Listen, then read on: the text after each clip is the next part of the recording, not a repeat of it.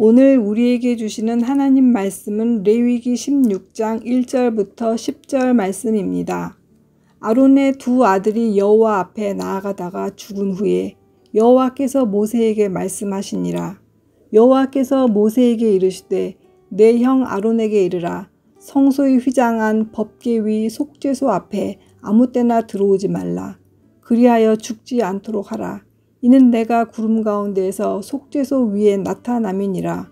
아론이 성소에 들어오려면 수송아지를 속죄제물로 삼고 숫양을 번제물로 삼고 거룩한 세마포 속옷을 입으며 세마포 속바지를 몸에 입고 세마포 띠를 띠며 세마포 관을 쓸지니 이것들은 거룩한 옷이라. 물로 그의 몸을 씻고 입을 것이며 이스라엘 자손의 회중에게서 속죄제물로 삼기 위하여 숫 염소 2마리와 번제물로 삼기 위하여 숫양 1마리를 가져갈지니라. 아론은 자기를 위한 속죄제의 수송아지를 들이되 자기와 집안을 위하여 속죄하고 또 그 2 염소를 가지고 회막문 여호와 앞에 두고 2 염소를 위하여 제비 뽑되 한 제비는 여호와를 위하고 한 제비는 아사셀을 위하여 할지며 아론은 여호와를 위하여 제비 뽑은 염소를 속죄제로 드리고 아사셀을 위하여 제비 뽑은 염소는 산채로 여호와 앞에 두었다가 그곳으로 속죄하고 아사셀을 위하여 광야로 보낼지니라. 아멘. 레위기 16장은 대속죄일 규례입니다. 대속죄일은 1년 중 가장 엄숙하고 중요한 날입니다.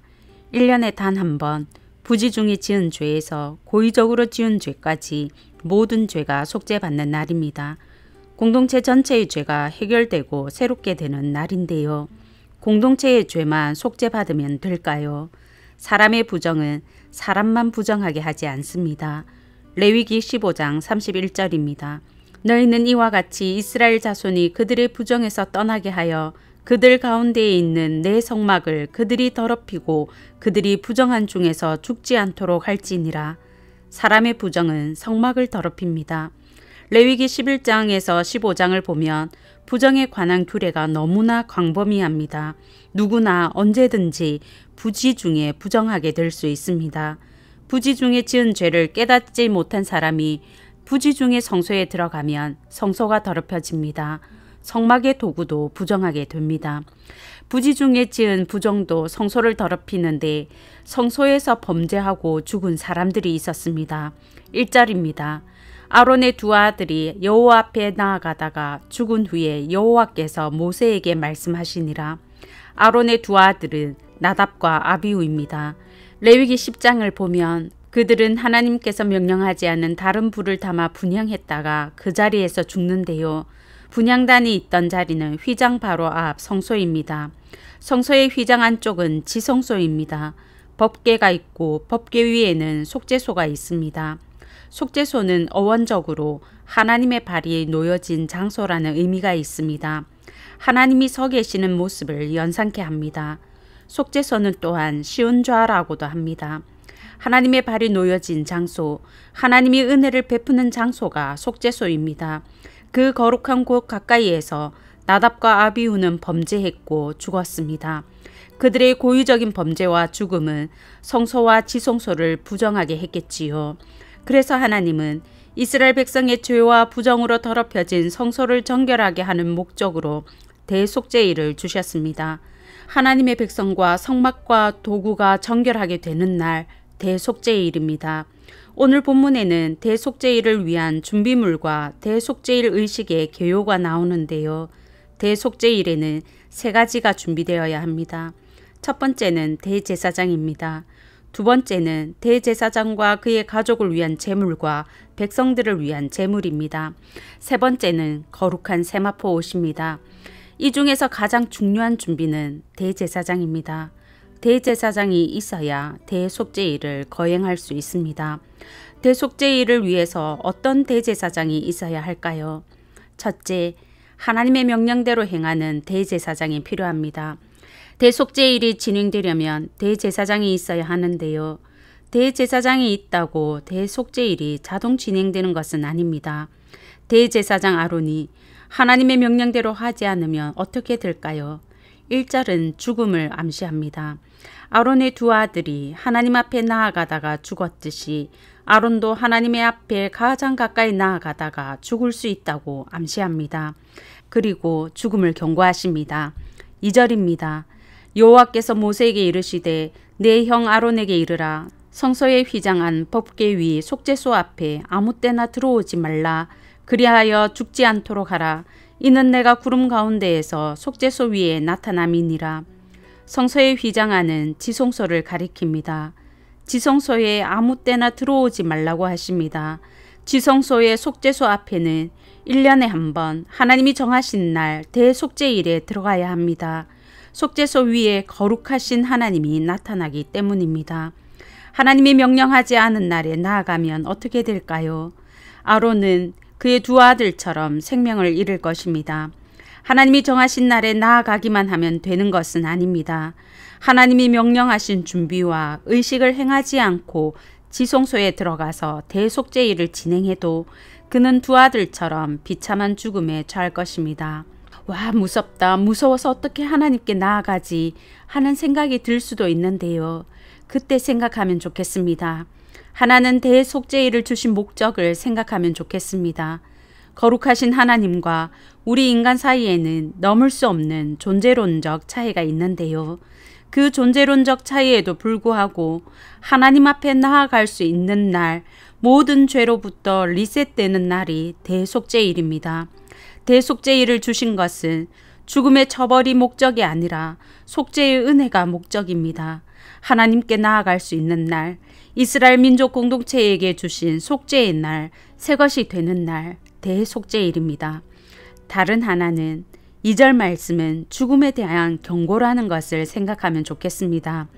경고를 주시는 하나님의 본심은 죽음이 아닙니다.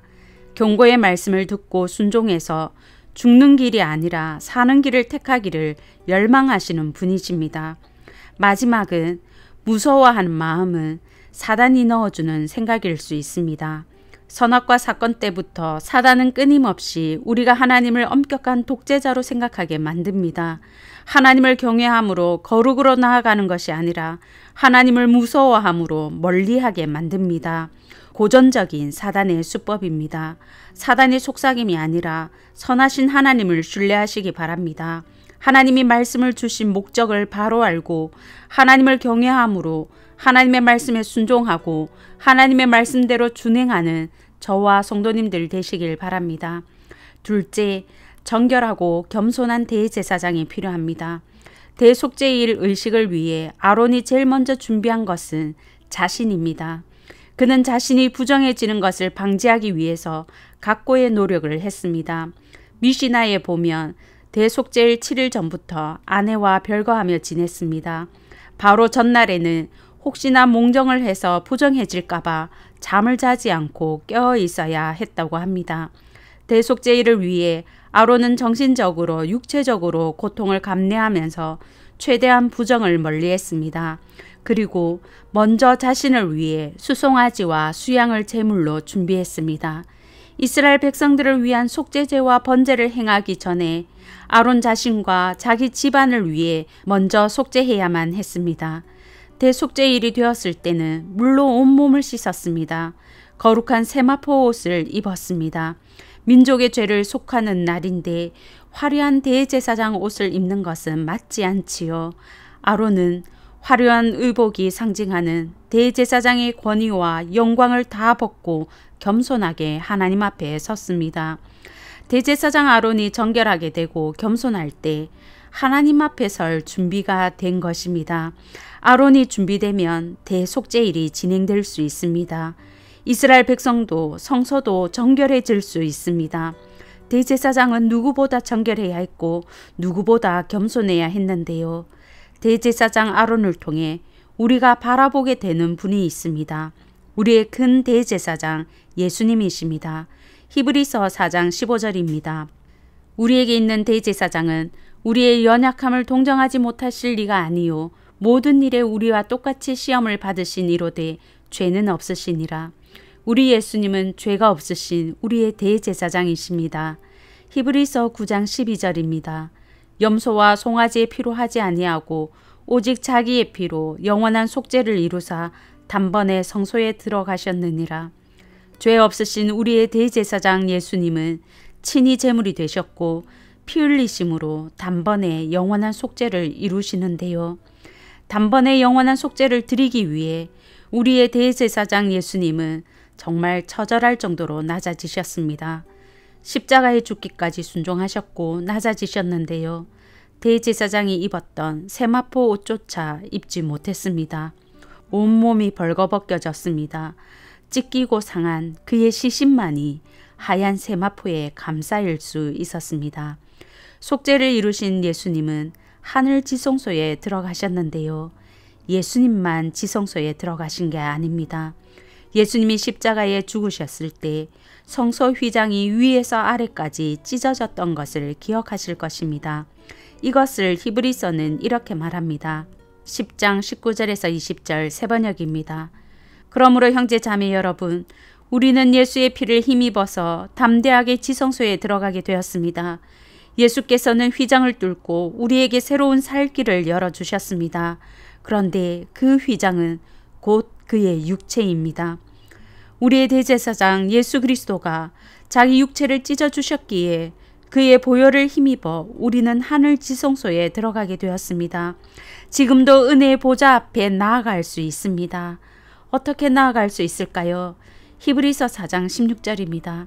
그러므로 우리는 긍휼하심을 받고 때를 따라 돕는 은혜를 얻기 위하여 은혜의 보좌 앞에 담대히 나아갈 것이니라. 기도로 나아갈 수 있습니다. 우리의 필요한 모든 시간에 나아갈 수 있습니다. 그때 우리는 하나님의 긍휼과 사제의 은총과 하늘아버지의 도움을 얻을 수 있습니다.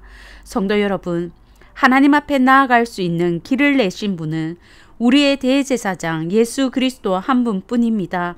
그분만이 유일한 길이십니다. 그분이 친히 몸을 찢어 마련하신 길입니다. 은혜의 보좌 앞에 나아갈 수 있는 것 자체가 값없이 누리는 은혜요 특권입니다. 예수 믿는 자만이 누릴 수 있는 특권입니다. 어제 아침에 우리는 경계 경보 발령으로 많이 놀랐는데요. 진짜 도움을 구할 때입니다. 은혜의 보좌 앞에 나아갈 수 있는 사람은 성도뿐입니다.